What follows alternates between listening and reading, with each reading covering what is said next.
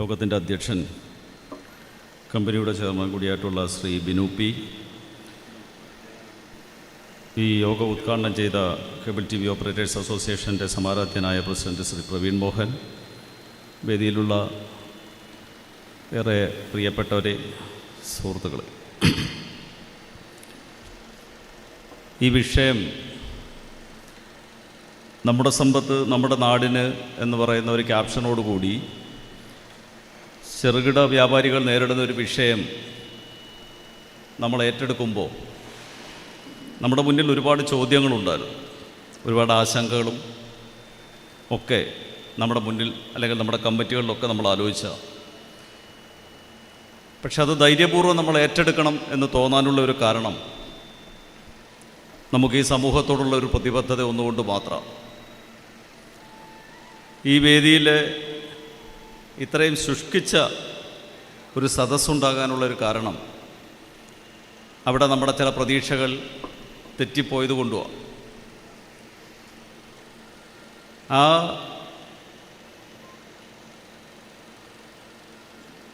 പദ്ധതി നമ്മൾ ഏറ്റെടുക്കുമ്പോൾ, അല്ലെങ്കിൽ ഇത്തരം ഒരു പരിപാടി നമ്മൾ ഏറ്റെടുക്കുമ്പോൾ, പ്രിയപ്പെട്ട വ്യാപാരി സുഹൃത്തുക്കൾ മനസ്സിലാക്കേണ്ട ഒരു കാര്യം, കേരളത്തിൽ ഒരു ചാനലും ഇത്തരമൊരാശയം ഏറ്റെടുക്കില്ല. കാരണം ഈ ഒരു ആശയം ഏറ്റെടുക്കുമ്പോൾ, അല്ലെങ്കിൽ ഇത്തരം ഒരു ക്യാപ്ഷൻ ഏറ്റെടുക്കുമ്പോൾ അതിൻ്റെ പിന്നിൽ മറുവശത്ത് നിൽക്കുന്നത് കേരളത്തിലെ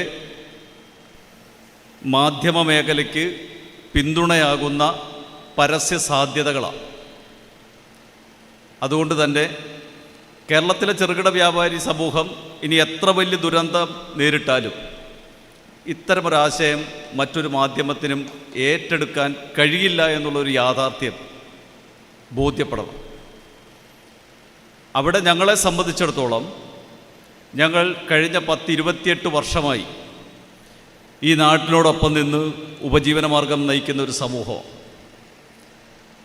നാളിതുവരെ ഞങ്ങൾ ഒരു രാഷ്ട്രീയ പാർട്ടികളുടെയോ ഒരു മതസംഘടനകളുടെയോ പ്രത്യേകിച്ച് ഏതെങ്കിലും ഒരു തരത്തിലുള്ള സംസ്കാരം വളർത്തുന്നതായ ഒരു ബാധ്യതയോ ഞങ്ങൾ ഏറ്റെടുത്തിട്ടില്ല. ഏറ്റെടുക്കാതെയാണ്, സ്വതന്ത്രമായിട്ടാണ് ഞങ്ങൾ നാളിതുവരെ ഞങ്ങളുടെ ഈ വ്യവസായവുമായി ഈ നാട്ടിൽ നിലനിൽക്കുന്നത്. അതിനപ്പുറത്ത് പ്രസിഡന്റ് വളരെ വ്യക്തമായി സൂചിപ്പിച്ച മറ്റൊന്ന്, ഇന്ന് രാജ്യത്ത് ചെറുകിട സമൂഹം നേരിടുന്ന, വ്യാപാരികൾ നേരിടുന്ന വ്യത്യസ്തമായിട്ടുള്ള പ്രശ്നങ്ങൾ അവർ അഭിമുഖീകരിക്കുന്നുണ്ട്. അത് ഈ മേഖലയിലേക്കുള്ള വൻകിട കോർപ്പറേറ്റുകളുടെ കടന്നുകയറ്റം മാത്രമല്ല, ഒരുപക്ഷെ നാട് നേരിട്ട നമ്മുടെ പ്രളയത്തിന് ശേഷം, അല്ലെങ്കിൽ സുനാമിയുമായി കോവിഡുമായി ബന്ധപ്പെട്ടിട്ടുള്ള ദുരന്തങ്ങൾക്ക് ശേഷമൊക്കെ വ്യാപാര സമൂഹത്തിലുണ്ടായിട്ടുള്ള വലിയ തരത്തിലുള്ള ഇടിവ് നമുക്കറിയാവുന്നതാണ്. മറുവശത്ത് കോവിഡ് മഹാമാരിക്ക് ശേഷം ടാറ്റ അവരുടെ ബിസിനസ് വർദ്ധിപ്പിക്കുകയാണ് ഉണ്ടായത്. ടാറ്റയുടെ ഒരു ബ്രാൻഡ് ഏറ്റവും പരാജയകരമായി നിൽക്കുന്ന ഒരു സമയത്താണ് കോവിഡിൻ്റെ കടന്നുവരവ്.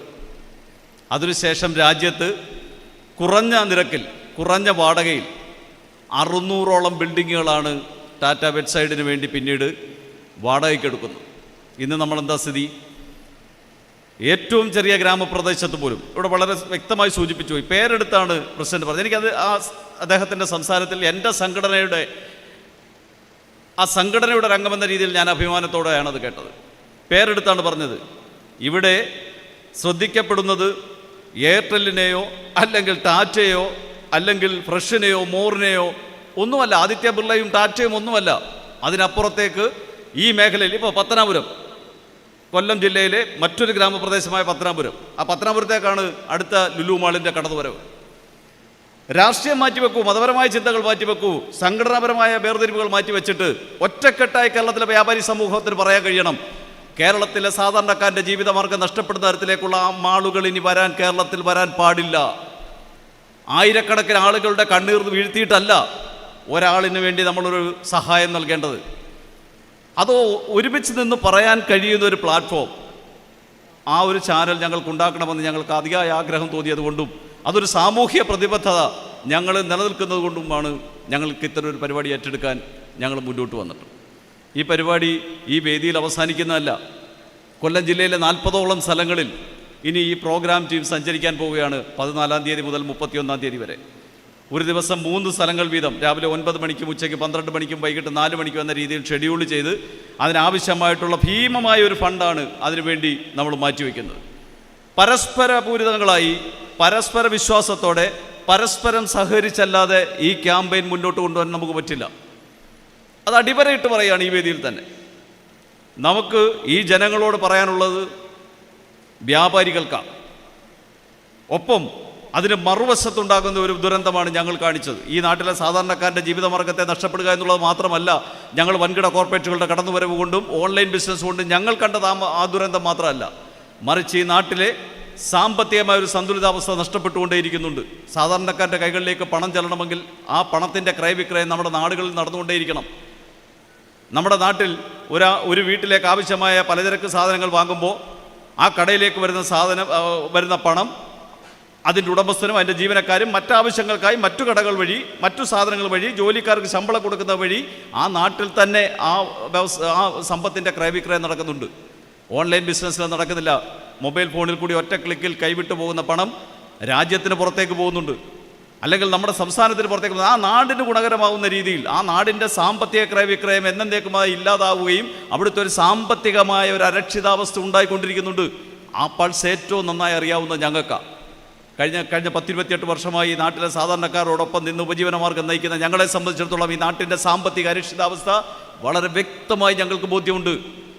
അതുകൊണ്ട് തന്നെയാണ് ഈ നാട്ടിൽ ആ അരക്ഷിതാവസ്ഥ ഉണ്ടാക്കുന്നതിൻ്റെ പ്രധാന ഘടകമായി കടന്നു വരുന്ന ഈ ഓൺലൈൻ ബിസിനസ്സും വൻകിട കോർപ്പറേറ്റുകളുടെ ചെയിൻ ഷോപ്പുകളും. കൊട്ടിയം ഏറ്റവും ഒടുവിലത്തെ ഉദാഹരണമാണ് കൊല്ലം ജില്ലയിലെ. നമ്മൾ വളരെ അഭിമാനത്തോടെ പറയും, ഒരുപക്ഷെ അവിടുത്തെ MLAക്ക് പറയാൻ കഴിയും, എൻ്റെ നിയോജക മണ്ഡലത്തിൽ ഞാൻ ലുലു മാളിനെ കൊണ്ടുവന്നു, ആശീർവാദ് സിനിമ കൊണ്ടുവന്നു എന്നൊക്കെ പറയാൻ പറ്റും. പക്ഷേ അതിൻ്റെ മറുവശം ഏറ്റവും ചുരുങ്ങിയത് കൊട്ടിയത്തെ ഒരു 1500ഓളം വരുന്ന കച്ചവടക്കാരുടെ ഉപജീവന മാർഗം എന്നേക്കുമായി നഷ്ടപ്പെട്ടു പോയി എന്നുള്ളത്. മാറ്റങ്ങളെ വളരെ വേഗം സ്വീകരിക്കുന്ന മലയാളിയെ സംബന്ധിച്ചിടത്തോളം ഓൺലൈൻ ബിസിനസ്സും ചെയിൻ മാർക്കറ്റും ഒക്കെ വളരെ സ്വീകാര്യമായ ഒരു തലത്തിലാണ് ഇന്ന് നിൽക്കുന്നത്.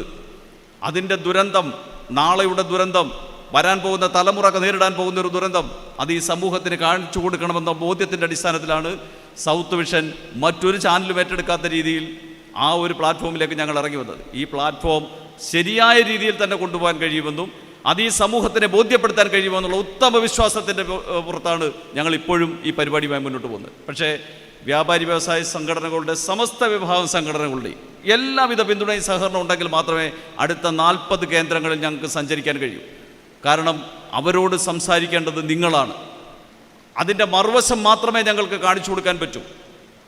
അത് ഈ സമൂഹത്തിൻ്റെ, ഈ കൊല്ലം ജില്ലയിലെ 3 ലക്ഷത്തോളം വരുന്ന കുടുംബങ്ങളിലേക്ക് പകർന്നു കൊടുക്കാനേ ഞങ്ങൾക്ക് കഴിയൂ. നിങ്ങളുടെ പ്രശ്നങ്ങൾ പറയേണ്ടത് നിങ്ങൾ തന്നെയാണ്.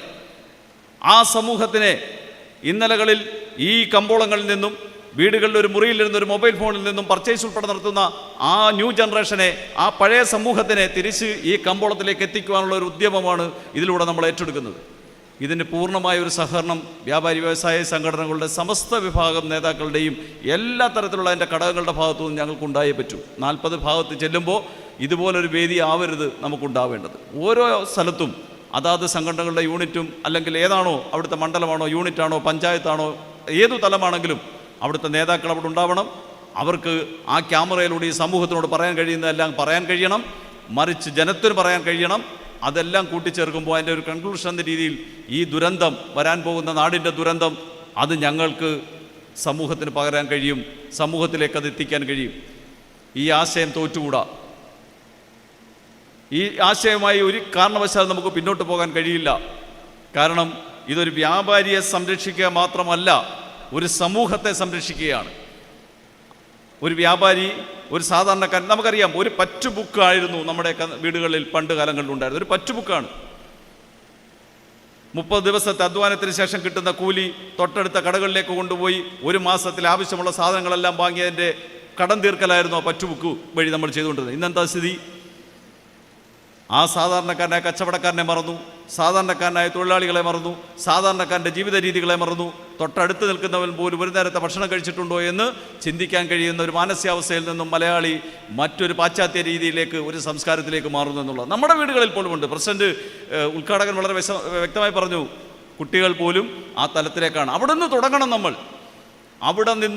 നമ്മൾ. നമ്മളിത് അവസാനിപ്പിക്കാൻ നമ്മളാണ് മുൻകൈ എടുക്കേണ്ടത്. നമുക്കത് വേണ്ട. ഞാൻ കരുതി ഇന്ന് ഈ ഹാളൊക്കെ നിറഞ്ഞിരിക്കുമ്പോൾ കൃത്യമായ ഒരു പ്രതിജ്ഞയോടുകൂടി നമുക്ക് പുറത്തു പോകണമെന്നാണ് ധരിച്ചത്. ഇനി മുതൽ ഇത്രയും ആളുകൾ ഈ ഓണത്തിന് നമ്മൾ പർച്ചേസ് ചെയ്യുന്നത് നമ്മുടെ നാട്ടിലെ സാധാരണക്കാരൻ്റെ കടകളിൽ നിന്ന് മതി. അവൻ്റെ വസ്ത്രം മതി, അവൻ്റെ ഭക്ഷ്യസാധനങ്ങൾ മതി, അവൻ്റെ സ്വർണം മതി, അവനുമായി ബന്ധമുള്ള ഒരു ബന്ധം നമുക്ക് മതി എന്ന് ഒരു തലമുറയെ നമുക്ക് പഠിപ്പിക്കേണ്ടിയിരിക്കുന്നു. അടുത്ത 40 ദിവസത്തെ 40 കേന്ദ്രങ്ങളിൽ ഞങ്ങൾ 31-ാം തീയതി വരെ ഇതിന് ഷെഡ്യൂൾ ഇട്ടിട്ടുള്ളൂ. മുൻപോട്ട് എത്ര മാസം വേണമെങ്കിലും ഇത് കൊണ്ടുപോകാൻ ഞങ്ങൾ തയ്യാറാണ്. അതിനുള്ള ഒരു പൂർണ്ണ സഹകരണം, ഒരു സഹായം, ഒരു പിന്തുണ ഇവിടെ എത്തിയിട്ടുള്ള മുഴുവൻ വ്യാപാരി വ്യവസായി സംഘടനകളുടെയും നേതാക്കളിൽ നിന്ന് പ്രതീക്ഷിച്ചുകൊണ്ട് ഞാൻ ഈ വിഷയാവതരണത്തോട് അവസാനിപ്പിക്കുന്നു. നന്ദി.